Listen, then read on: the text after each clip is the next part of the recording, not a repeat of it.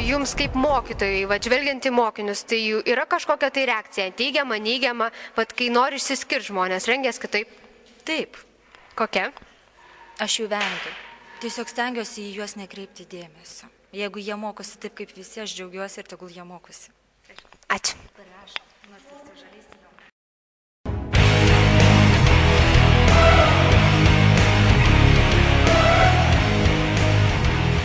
Kultūrai galėtum save priskirti. Jokiai, vat esu koks esu ir viskas. O kaip tu reaguoji žmonės, kai jas, tarkim, pavadina tave gotu? Na, man tai čia yra visiškai nesvarbu, jie gali vadinti mane kaip nori ir aš tai nekreipiu dėmesio ir viskas. O kaip tu galėtum apibūdinti gotus ir kuo tu skiriesi nuo jų tada? Nu, net nežinau, tokių kaip tikrų gotų, tai nėra tokio labai griežto apibrėžimo. Paprasčiausiai žmonių grupė, kurie laiko save gotais ir tiek. O kaip tu reaguoji į gotus? Nieko prieš neturiu, paprasčiausiai niekam beveik nieko prieš neturiu. Ir, nu, vat, jie sausėdi, atskirai mes atskirai ir jokių konfliktų nebūna. Nu gerai, apverstas kryžius ir panašiai. Aš taip pat turiu kryžių, bet jis yra krikščioniškas. Pas tave, kaip suprantu, ne. Kodėl taip, nu, vat? Na, pas mane kryžius reiškia gal labiau tokį prieštaravimą visom visuomenės normom, o ne kažką tais ten satanistiško ar kažkas tokio. Paprasčiausiai tik tiek, kad išsiskirti iš kitų. Kodėl tu nori išsiskirti? Na, nes neįdomu, kai visi vienodi būna ir taip smagiau žiūrėti į visuomenę, kai būna spalvingų asmenybių. Kaip galėtum apibūdinti savo gyvenimo filosofiją? Gyvenk šią dieną ir nespręsk apie žmonės iš to, ką matai. Kokią muziką klausai ir kokią mėgsti? Klausau sunkią muziką, trankę, garsiai groja. Nu, tokių, kur per radiją dažniausiai neišgirsi. Kodėl čia irgi noras išsiskirti? Ne, paprasčiausiai tokia muzika labiau prie širdies, lengviau atsipalaiduoti.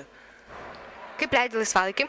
Nu, dažniausiai arba namie vienas, kaip ir dauguma turbūt kartais, o kartais paprasčiausiai su draugais kokiai nors bare ar kaviniai. Kažkokioj išskirtinesnėje aplinkoje, ar ne? Na tai taip, aišku, būna ne ten, kur renkasi visi, bet paprasčiausiai yra kelios vietos Kaune ar ten Vilniui, kur yra muzika, va tokia kaip mes klausom, ar ten žmonės ir tenais geriau. Bet tu vis tiek išskiri save, sakai, ne ten, kur visi, ten, kur mano draugai, tai kam tu save priskirtum? Nes vis dėlto išskiri, nors gotam nepriskiri, bet tu save su draugais kažkaip tai kitą kertelę. Tai kas tu esi?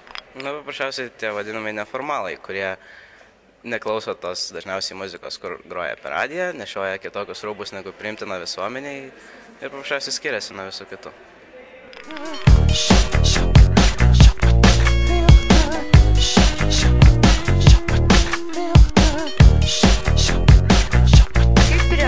Kitas subkultūras? Turbūt niekaip. Aš nekreipiu, neskirstau žmonių pagal jų.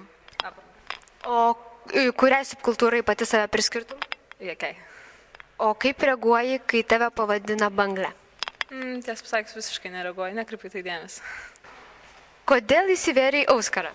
Nes tai man yra tiesiog gražu. O tai nereiškia, kad tu norėtum kažkaip išsiskirti iš aplinkinių? Nu, šiaip gal norėčiau, ta prasme, atskleisti kažkiek save, bet tai nėra, kad maždaug žiūrėkit į mane. Reaguoji kaip nors, kai tave vadina bangle? Ne. O kaip reaguoji į kitus banglus? Tiesiog aš jų nevadinu banglais ir man jie yra eiliniai žmonės. O galėtum pavadinti save neformalę? Taip, nes aš turiu savo stilių ir nesirengiu taip kaip visi. Rūbus pati siuviesi ar perki parduotuvėje?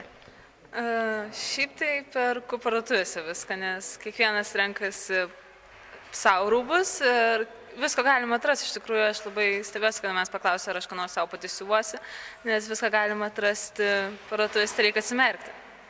O jeigu man ko nors trūksta, aš vis tiek nusipirku tą rūbą, po to savo pridedu ką nors. Kaip leidi laisvalaikį?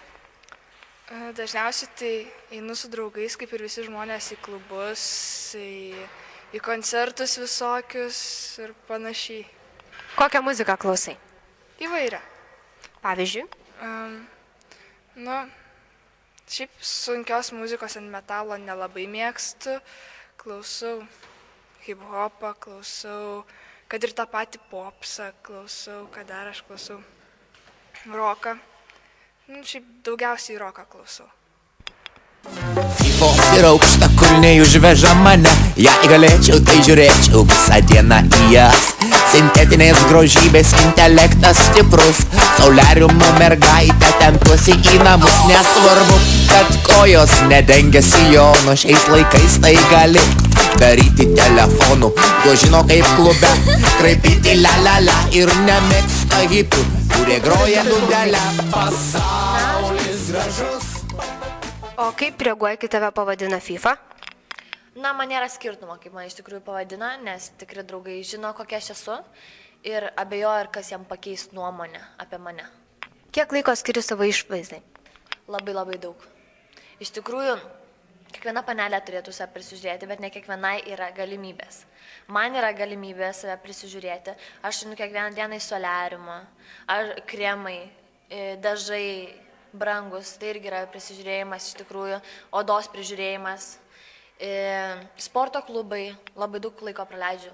Iš tikrųjų, einu kiekvieną dieną į sporto klubus. Praleidžiu ten po 3 valandas.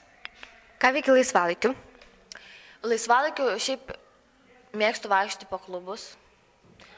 Šokiai, ta prasme, atsipalaiduoju baseinuose, aš vaikščiu į oazės baseinus. Mėgstu nueiti pasižiūrėti filmų. Šiaip nieko tokio ypatingo neveikiu. Daugiau kas atsipalaiduot, ta prasme. O kokia muzika yra tavo mėgstamiausia? Muzika, man šiaip visa muzika yra labai gera. Man nėra tokios, kad nebūtų ten, ta muzika man nepatinka, rusiška nepatinka, man visos muzikos patinka ir man visos dainos patinka. Nėra tokios, kad nepatiktų man. Ir visi stiliai? Šiaip, ta prasme, muzikos? Na taip, kiekviena muzika, kiekviena daina turi kažką savo.